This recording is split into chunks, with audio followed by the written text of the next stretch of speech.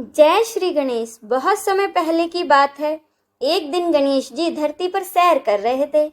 सैर करते करते वह एक अनाज के खेत में पहुंच गए और उन्हें भूख लगने लगी। इस कारण से उन्होंने खेत से 12 अनाज के दाने तोड़कर खा लिए। वह खेत सेठ धनीराम जी का था। कुछ समय बाद गणेश जी को अपने किए पर पछतावा होने लगा। उन्हें लगा कि उन्होंने तो सेठ जी के खेत में चोरी कर ली। गणेश जी ने सोचा, मुझे अपने इस कर्म का तो प्रायश्चित करना ही पड़ेगा। इसीलिए उन्होंने 12 दानों के बदले सेठ जी के यहाँ 12 साल के लिए नौकरी करने की ठान ली। गणेश जी ने एक 13-14 साल के लड़के का रूप धारण किया और नौकरी मांगने के लिए सेठ धनीराम जी के घर पहुंचे। उन्होंने सेठ जी को अपना नाम गणेश बताया। भगवान की बुद्धिमानी की परीक्षा लेने के बाद सेठ जी ने खुशी खुशी उन्हें नौकरी दे दी।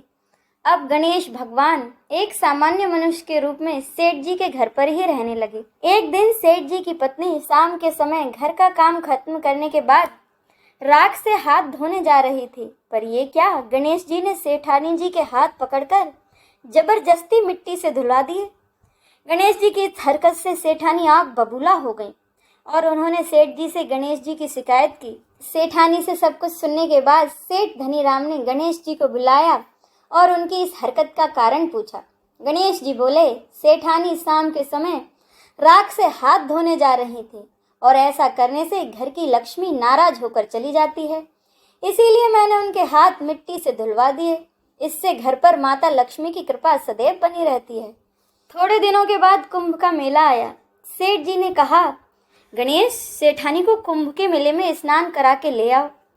सेठानी कुंभ के मेले में किनारे पर बैठकर नहा रही थी तो गणेश जी ने उनका हाथ पकड़कर गंगा जी में डुबकी लगवा कर ले आए।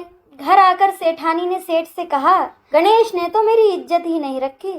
इतने सारे आदमियों के बीच मुझे घसीट कर आगे पानी में ले गए। तब सेठ जी ने गणेश जी से पूछा, क्यों गणेश, तुमने ऐसा क्यों किया? गणेश जी ने कहा, सेठानी किनारे पर बैठकर गंदे पानी से नहा रही थी तो मैंने आगे अच्छे पानी में उन्हें डुबकी लगवा कर ले आया। इससे अगले जन्म में उन्हें बहुत बड़े राजा और राजपाट मिलेगा। सेठ जी ने सोचा, गणेश ठीक ही कह रहा है। एक दिन सेठ जी के घर में पूजा पाठ और हवन हो रहा था। सेठ जी ने गणेश से कहा, जाओ सेठानी को बुलाकर ले आओ। गणेश सेठानी को बुलाने के लिए गए तो सेठानी काली चुनरी ओढ़कर चलने लगी तो गणेश जी ने सेठानी की काली चुनरी फाड़ दी और कहा, जाओ लाल चुनरी ओढ़कर चलो। सेठानी नाराज होकर सो गई। अब सेठ जी ने आकर पूछा, क्या बात है? तो सेठानी बोली, ऐसा क्या नौकर रखा है, उसने मेरी तो चुनरी ही फाड़ दी। सेठ जी ने गणेश को बुलाया और बहुत डांटा और कहा, तुम बहुत बदमाशी करते हो। तो गणेश जी ने कहा, पूजा पाठ में काला वस्त्र नहीं पहनते, इसीलिए तो मैंने लाल वस्त्र के लिए कहा था। काला वस्त्र पहनने से कोई भी शुभ काम सफल नहीं होता। फिर सेठ जी ने सोचा, गणेश है तो समझदार। एक दिन सेठ जी पूजा करने लगे तो पंडित जी ने बोला कि वह गणेश जी की मूर्ति लाना भूल गए। अब क्या करें? तो गणेश जी बोले, मुझे ही मूर्ति बनाकर यहाँ बिठा लो, आपके सारे काम सफल हो जाएंगे। यह बात सुनकर सेठ जी को बहुत गुस्सा आया और वो बोले, अब तक तो तुम सेठानी से ही मजाक करते थे, अब मेरे साथ भी करने लग गए।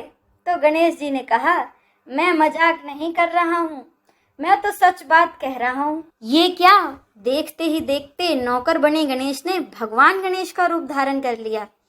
सेठ और सेठानी देखते ही रह गए। इसके बाद उन्होंने भगवान गणेश की पूजा की। पूजा खत्म होते ही गणेश जी अंतर्धान हो गए।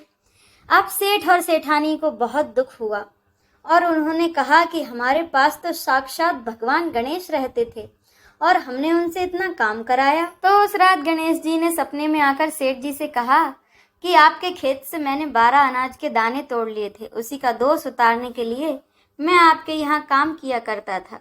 सेठ जी के करोड़ों की माया हो गई। हे गणेश जी महाराज, जैसा सेठ जी को दिया है वैसा ही सबको देना।